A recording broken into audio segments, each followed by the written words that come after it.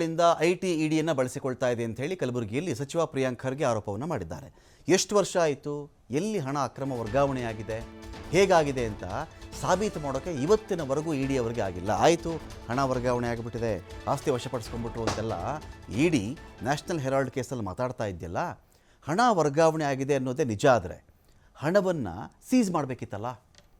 ಇಂಥ ಕಡೆಯಿಂದ ಇಂಥ ವ್ಯಕ್ತಿಯಿಂದ ಇಂಥ ವ್ಯಕ್ತಿಗೆ ಇಷ್ಟು ಪ್ರಮಾಣದ ಹಣ ವರ್ಗಾವಣೆ ಆಯಿತು, 18 ಕೋಟಿ ಆಗಿದೆಯಾ, 50 ಲಕ್ಷ ಆಗಿದೆಯಾ, 37 ಕೋಟಿ ಆಗಿದೆಯಾ, ಅವ್ರು ಕೊಟ್ಟಿರೋ ಬಾಡಿಗೆ ಸುಳ್ಳು, ಸ್ವಾಧೀನಪಡಿಸ್ಕೊಂಡಿರೋ ವಿಚಾರಗಳಲ್ಲಿ ಗೋಲ್ಮಾಲ್ ಆಗಿದೆ, 2,000 ಕೋಟಿ, ಇದೆಲ್ಲ ಹೇಳ್ತಾ ಇದ್ದಾರಲ್ಲ. ಇದು ಹೇಳುವುದಕ್ಕೆ ಪೂರಕವಾಗಿ ಅವರ ಮಾತಿಗೂ ಆರೋಪಕ್ಕೂ ತನಿಖೆಗೂ ವಶಪಡಿಸ್ಕೊಂಡಿರ್ತಕ್ಕಂಥ ವಿಷಯಗಳಿಗೂ ಸಂಬಂಧವೇ ಇಲ್ಲ, ಎಲ್ಲೂ ಮ್ಯಾಚ್ ಆಗಲ್ಲ. ಹಣನೇ ಸಿಕ್ಕಿಲ್ಲ ಅವ್ರಿಗೆ. ಹಾಗಾದರೆ ಅಕ್ರಮ ವರ್ಗಾವಣೆ ಅಂತ ಹೇಗೆ ಪ್ರೂವ್ ಮಾಡ್ತಾರೆ ಅವರು? ಯಾವಾಗ ಮೋದಿಯವರ ಜನಪ್ರಿಯತೆ ಕಡಿಮೆ ಆಗುತ್ತೋ, ಅಗತ್ಯ ವಸ್ತುಗಳ ಬೆಲೆ ಏರಿಕೆ ಬಗ್ಗೆ ಜನ ಪ್ರಶ್ನೆ ಮಾಡ್ತಾರೋ, ಆಗ ಮಾತ್ರ ಐಟಿ ಇಡಿ ಗಾಂಧಿ ಕುಟುಂಬವನ್ನು ನೆನಪಿಸ್ಕೊಂಡು ಬಿಡ್ತಾವ್ರೆ ಅವರು. ಐಟಿ ಇಡಿಗೆ ಅವಾಗ ಗಾಂಧಿ ಫ್ಯಾಮಿಲಿ ನೆನಪಾಗಿಬಿಡುತ್ತೆ ಅವರಿಗೆ. ಕೇಂದ್ರದ ವಿರುದ್ಧ ಸಚಿವ ಪ್ರಿಯಾಂಕ್ ಖರ್ಗೆ ಅವರ ವಾಗ್ದಾಳಿ ಇದು. ಎಲೆಕ್ಟ್ರೋಲ್ ಬಾಂಡ್ ಬಗ್ಗೆ ದಾಳಿ ಮಾಡಬೇಕು. ಎಲೆಕ್ಟ್ರೋಲ್ ಬಾಂಡಲ್ಲಿ ಸಾವಿರಾರು ಕೋಟಿಗಳ ದೇಣಿಗೆ ಬಂತು, ವಿಶ್ವದಲ್ಲೇ ದೊಡ್ಡ ಹಗರಣ ಅಂತೆಲ್ಲ ಕರೆದ್ರಲ್ಲಪ್ಪ. ಆಗ ದಾಳಿ ಮಾಡಬೇಕು ಅಂತ ಅನಿಸ್ತಿಲ್ವಾ ಇವರಿಗೆ? ಬಿ ಜೆ ಪಿಗಾಗಿ ಅನಿಸ್ತಿಲ್ವಾ? ಆರ್ ಎಸ್ ಎಸ್ ಅವರಿಗೆ ಐಟಿ ಇಡಿ ಇಲ್ವೇ ಇಲ್ವಾ ಅವ್ರಿಗೆ? ಆರ್ ಎಸ್ ಎಸ್ ಶಾಖೆಗಳ ಮೇಲೆ ಇಡಿ ದಾಳಿ ಮಾಡಬೇಕು. ಮೊದಲು 600 ಕಚೇರಿಗಳು ಹೈಟೆಕ್ ಆಗಿ ಕಟ್ಟಿಬಿಟ್ಟಿದ್ದಾರೆ, ಇಲ್ಲಿಂದ ಇವರಿಗೆ ಹಣ ಬಂತು. 75 ಜನ ಆರ್ ಎಸ್ ಎಸ್ಗೆ ದುಡ್ಡು ಕೊಟ್ಟಿದ್ದಾರಂತೆ, ಅವ್ರ ಮೇಲೆ ದಾಳಿ ಆಗಬೇಕು ಅಂತ ಪ್ರಿಯಾಂಕ್ ಖರ್ಗೆ ಮಾತಾಡಿದ್ದಾರೆ. ಕಳೆದ 11 ವರ್ಷದಿಂದ ಕೇಂದ್ರ ಸರ್ಕಾರದಲ್ಲಿ ಬಿ ಜೆ ಪಿ ಬಂದಾಗಿಂದ ಐಟಿ ಇಡಿಯನ್ನು ಒಂದು ರಾಜಕೀಯ ಅಸ್ತ್ರವಾಗಿ ಬಳಸ್ಕೊತಾ ಇದ್ದಾರೆ.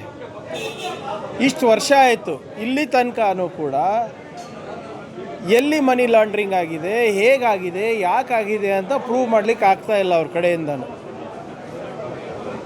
ಇದು ಎ ಜೆ ಎಲ್ ಇರ್ಬೋದು, ನ್ಯಾಷನಲ್ ಹೆರಾಲ್ಡ್ ಇರ್ಬೋದು, ಬೇರೆ ಸಂಸ್ಥೆಗಳಿರ್ಬೋದು, ಇವೆಲ್ಲನೂ ನಾಟ್ ಫಾರ್ ಪ್ರಾಫಿಟ್ ಇದೆ.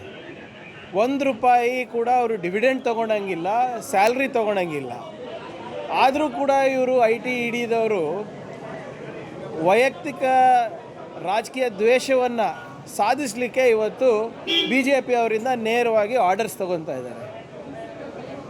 ಯಾವಾಗ ಮೋದಿಯವರ ಜನಪ್ರಿಯತೆಗೆ ಸಂಕಷ್ಟ ಎದುರಾಗುತ್ತೆ, ಬೆಲೆ ಏರಿಕೆ ಬಗ್ಗೆ ಪ್ರಶ್ನೆ ಮಾಡ್ತಾರೆ ಜನರು, ಯಾವಾಗ ಉತ್ತರ ಭಾರತದಲ್ಲಿ ಚುನಾವಣೆಗಳಿರ್ತವೆ, ಯಾವಾಗ ಜನಪ್ರಿಯತೆ ಕುಸಿತ ಆಗುತ್ತೆ, ಬಿ ಜೆ ಪಿಯವರು, ಪ್ರಧಾನಮಂತ್ರಿ ಮೋದಿಯವರು, ಅಮಿತ್ ಶಾ ಅವರು ಕಾಂಗ್ರೆಸ್ ಪಕ್ಷವನ್ನು ಹೇಗಾದರೂ ಮಾಡಿ ಇದನ್ನು ತೊಂದರೆ ಮಾಡಬೇಕು, ಮುಗಿಸಬೇಕು ಅಂತ ಒಂದು ಚಿಂತನೆಯನ್ನು ಮಾಡಿ ದುರುದ್ದೇಶದಿಂದ ಇಂಥ ಕೆಲಸವನ್ನು ಮಾಡ್ತಾ ಇದೆ. ನ್ಯಾಷನಲ್ ಹೆರಾಲ್ಡ್ ವಿಷಯ ಆ ಪತ್ರಿಕೆಗೆ ಇವತ್ತೊಂದಲ್ಲ,